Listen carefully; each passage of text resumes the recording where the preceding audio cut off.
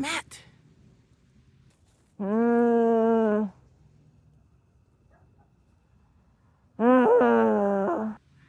Matt, get up! What? We have to go to Camelin to find the others. What if they're dead, Rand? What if they're not at Camelin? Don't say that, Matt. We will find the others at Camelin. I can hear wolves in my head. Am I evil? Hey guys, welcome to Elisa Reviews Outside. Today I'm reviewing The Eye of the World, the first book in the Wheel of Time series by Robert Jordan. Now I have read The Eye of the World before, but it's been a while. I read it like a decade ago, and I did read and listen to a lot of the audiobooks and the books, but I stopped and kind of petered out after a while. And so recently I saw Daniel Greene's video saying that they're going to make an epic hours-long video of the entire Wheel of Time series summarized. And so I'm like, oh, I'm going to try to do this impossible task of reading the entire series before Daniel Greene comes out with his video. 2 months later, I have finished book 1. Now, it wasn't as hard to get through this time because I have read The Wheel of Time before. Well, Eye of the World at least. So it was a little harder the first time.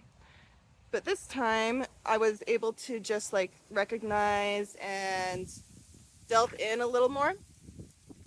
And it's getting a little windy, so I'm going to bring this closer. Okay. Just wanting you guys to hear me.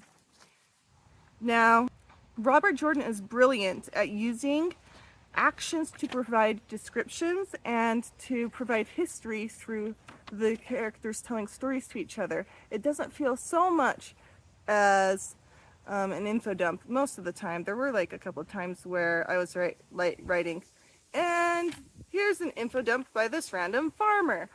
But it helped to create the complexity of the world, yet I was still able to follow it, and I loved each character, especially Nynaeve and Perrin. I actually drew a little picture of Nynaeve and called it Angry Little Woman with a Stick.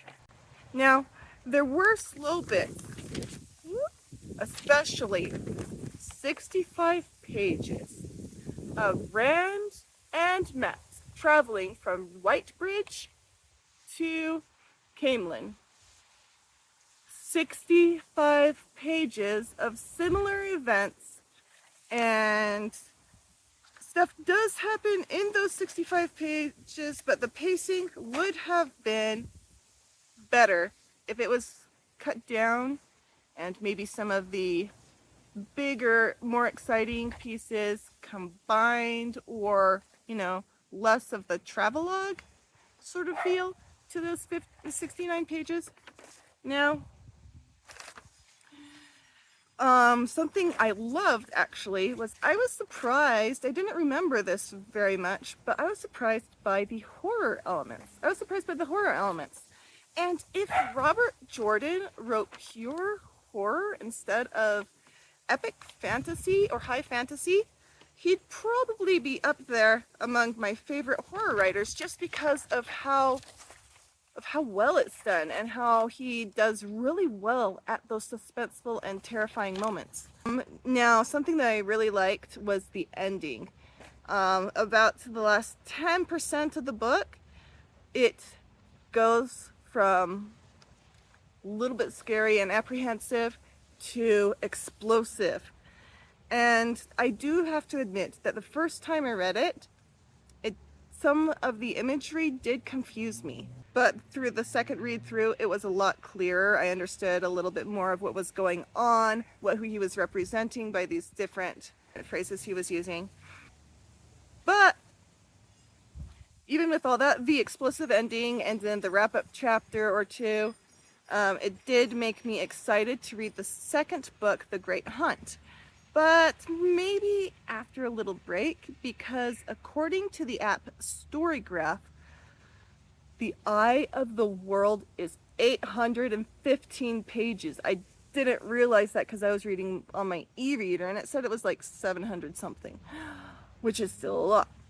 But the e-book also had part of The Great Hunt and a glossary that I didn't read that would provide me with more pronunciation guides, but I always skip those things and pretend I know how to pronounce the names anyway. So I am going to read a different book in between each Wheel of Time book so that I don't burn out.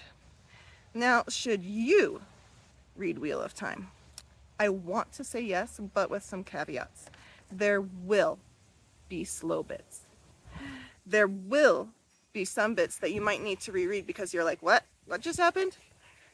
And this 800-page book is a commitment. It took me 2 months to read it. Now, I was reading it in the brief times. I was reading it on my short breaks.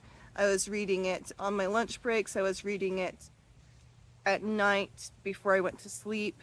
So it's not like I had huge blocks of time to read it. So that may be one reason why it took me 2 months to read, but it is a long book. So choose your format wisely. For me, I chose an ebook because I know that with big books, even just the physicality of holding a big book is tiring to me, especially if those big books have small text, whether it's hardback or paperback or whatever. So I love ebooks because I can change the font size. It's the same weight. I'm used to the weight. I don't have to physically hold the pages open or flip the pages. So it's a lot easier for me with big books to use an e-reader. You may like using the audiobook so that you can be doing it while driving or reading chores. Something that I had a hard time with when I was listening to the audiobooks was like there are some words that sound the same and it's harder to go back and reread. You have to find where you were, you have to rewind, you have to re-listen, or you have to pull out a physical copy and try to line up where you were so that you can reread. But some people do better with audiobooks with big books. Now also, if you don't like fantasy, you might want a different book. This is a fantasy. There's politics and stuff like that, but not so much politics in this first book. Lots of world building, lots of expansiveness and descriptions of stuff like that. But if you like horror, well, sorry, something fell on me. If you like horror, hopefully it wasn't a spider. If you like horror, you may really like this book. And so, this is Elisa Reviews Outside. Let me know if you liked the skit at the beginning, if you think I should try to incorporate more. On serious ones, I probably won't do a skit. Maybe I'd do more of a reading from an excerpt of it or something like that. But let me know. And let me know if you like this video. Bye! What if they're dead, Rand? What if they're not at Keimline? Uh.